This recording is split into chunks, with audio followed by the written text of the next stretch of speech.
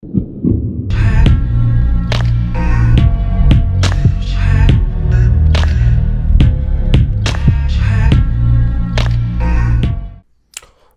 up, guys?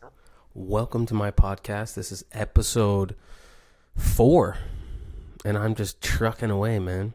Put a little plant over there. Hung one of my surfboards up. It's looking a little cool in here. You know what I mean? 1 second, sorry. Okay, today I wanted to talk about, I guess I could call it the importance of fundamentals, because obviously we all know fundamentals is important surfing. But maybe just go a little bit more in depth into fundamentals, how important it is in surfing. I think it's something that I see whether you're a beginner, intermediate, maybe you're really good, but certain things are lacking when it comes to fundamentals. But how important it is to be fundamentally sound in regards to surfing.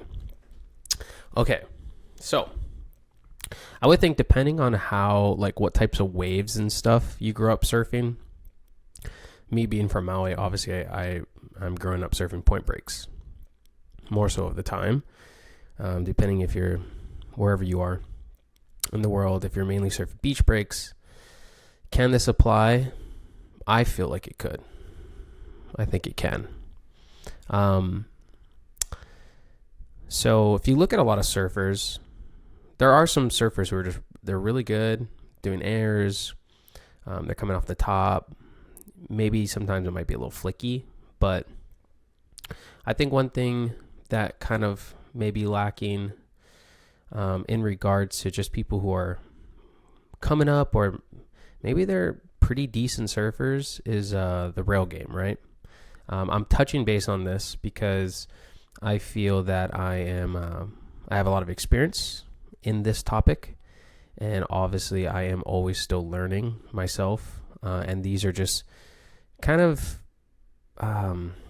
points I'm making in regards to rail surfing, but also things I've just learned over years of surfing, and things that have helped me with this topic, with rail surfing, I should say. I'm not going to dig so deep into other things that I need way more work in, like for rotations or airs. I don't do those, so I'm not going to really touch base on that. I'm not going to explain to somebody how to do it if I'm not cranking them out really myself. Do I understand the technique to airs? I do, to a degree, but not to the point where I can just kind of explain in depth of how to teach you how to do it.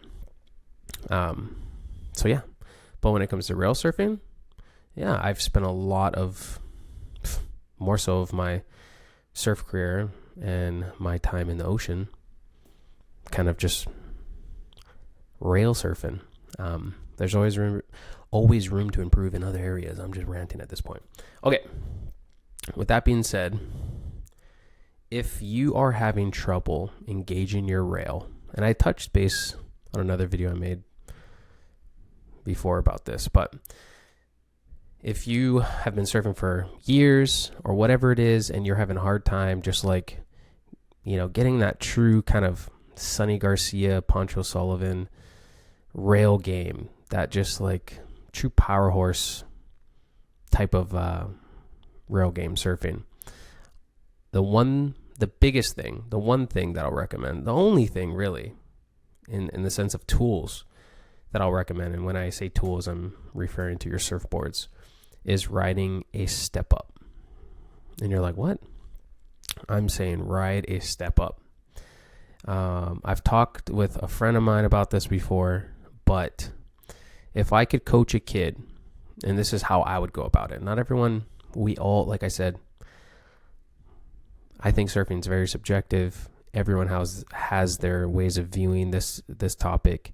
But for me, in my experience and what I see, if I were to coach a kid and, they're 5-6 years old, I would have them ride a step up for them.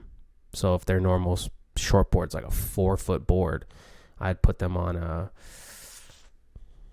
like a 5'11", or even like a 5.6, just kind of a step up. It's like a bigger version. And what that would do is it would teach you, my short board's like 5'11", 6'0", so my step ups are like what I refer to as step ups. Like for me is like a 6'10", 7'0", 7'4". Those are like my go-to bigger boards. But for me, if I were to coach a kid and just I would have them ride a step up, and what that would do, it would really just teach them how to use their rail properly. They will build a strong base, and it will smooth out your surfing, and you'll be able to draw different lines. And I think it would be a very unique look for a younger kid too, younger generations coming up, because nowadays and you may think I'm going backwards, but let me get to my point. I think I'm talking about, I'm referring to not just kids, but adults, whatever. But not to get super deep into, if I were coaching a kid or whatnot, what it would do is it would smooth out your surfing. It would teach you how to properly use your rail, and you'll really just understand how to use your rail. Because with a big board, in order to kind of maneuver it, I will use my board hanging in the back. I don't know if you can see it. Yeah. So you're using pretty much from this rail to about this tail right here. This is how much you're using to really perform on a surfboard. This is where the performance comes from right here. Where this kicker is, that's kind of where your foot goes in between those fins, and that's kind of where all the performance come in the sense of like throw tails and just big old slashes and even wraps and whatnot, all right? The longer the board is, which I personally like a little more nose and pull out in front of me.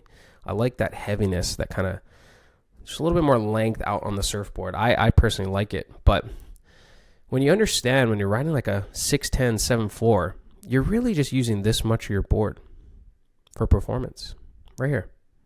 All right. People think just because the board goes from, your normal shortboard's a 5'11", that if you're looking at like a 6'10", 7'4", you're like, holy shit, there's so much more board. It's so much harder to turn. Yeah, it's different, and like with anything, it just takes a little time. But once you start learning the pressure points and you start just digging that rail in, bruh, the lines are way different. And you can tell when someone rides a bigger board properly, it looks really good. And you can tell it's a different type of power as they're engaging their rail. And when you downsize, it's the same stuff. The board's just smaller, but you still understand how to use that rail, engage that rail. You'll have a better sense of how to use your rail properly. And I think it would be cool for like, a younger kid, a younger boy or younger girl coming up and they're surfing. It would be very different, right? Because nowadays, as the years go on and people are doing huge airs and those wave pools and all that stuff, and you need that in your game. And it's super sick to watch. And I think you do need that. But to have that fundamentals, to be able to properly use your rail, properly engage your rail, to be able to draw those lines, and then to add in those airs and off the top maneuvers and all that, you just kind of become a whole package, the sense of performance, like high performance surfing. And yeah, so on the youth side, that's the route I'd go. And also on the adult side, I would say if you are having trouble, you find yourself surfing flat or whatever it is, it's usually tends that you're riding maybe kind of a fishy board or twin fin or whatever it is. And all those boards are great. And don't get me wrong, you got to have fun, you got to do this, but I'm mainly talking in the sense of progression. And this is my opinion. And this is the stuff I've experienced and things that work for me. But I don't think it's just things that work for me. If you look back to like early 90s and you watch like Kelly Slater and what's his name, man? All these guys. Even Joe Parkinson, Mick Fanning, all those guys back in the 90s, they're riding, their shortboards were probably like, what, 6'2", 6'3", way longer. But if you go and watch them surf, like, they're surfing way better nowadays, I would think. But in the sense of just flow and just style and technique and smoothness and just rail engagement, they did surf different. Even if you can't really tell now to the untrained eye, but you would know if you surf enough and you go back and you watch, you'll look, and they look. Slater, in my opinion, back then when he was running like 6'1", 6'2" back in the 90s, he looked so freaking sick, man. His style was insane, and that's just my personal opinion. But they were just riding kind of bigger boards, you know, and it just gives you that extra flow and that extra rail line, and it just kind of teaches you. Taylor Knox is a prime example of Taylor Knox's surfing. But all these guys, you know, as you get older and modernity takes over, and you know, you're trying to advance and level up, and that's how you got to do things. Everyone kind of downsizes on boards, and for me, I've kind of been, I'm only 5'8", and I ride like, my shortboard's like 5'11", 6'0". I always tend to ride a little bit more length on my boards. Throughout the winters, everyone who knows me, I ride 6'10", 7'0", 7'4". I love them, no problem. It feels great, you know. It's just different lines. It's just how I just truly enjoy like riding bigger boards and doing some big old open lines. But the reason why I touch base on this is because, you know, yeah, that's kind of how I feel like I became comfortable engaging and using my rail, is just riding step-ups, riding bigger boards. So if you're having trouble and you're just trying to just learn how to use your rail better, or properly use your rail, ride a step up. So whatever your board is, your short board, your normal short board, I would say go anywhere from 6 inches more. So I don't know, if you're riding, if your short board's a 5'10", excuse me, ride a 6'6". 6'6", even to me, I'm like, that's kind of small still. But if you're like a 6'10", 6'8", if you're not, and especially if you're not using it much, it'll feel kind of big. But I'm telling you, once you start putting in the time, you'll feel the difference. And when you do jump on your short boards, you'll surf smoother. You'll be like using your rail more. You won't be so flat. Your turds won't be so flat. You'll be able to engage that rail. Your base will be stronger. Your legs will be stronger. And that's, I feel like that's a very unlooked kind of way of going about what type of boards you should use for progression. And my view is use a step up if you want to learn how to use your rail better. Anyways, that's, you know, this isn't too long of one. That's just kind of what I wanted to touch base on. Fundamentals is key. Always have fun. And yeah, if you have any questions about that, let me know. These are just things that's worked for me. These are things I've done over the years, and I'm sure it will help some of you. All right. Aloha. Until next time, take care. Loving my little setup over here, man. It's looking good. All right. Cheers. My tea right here.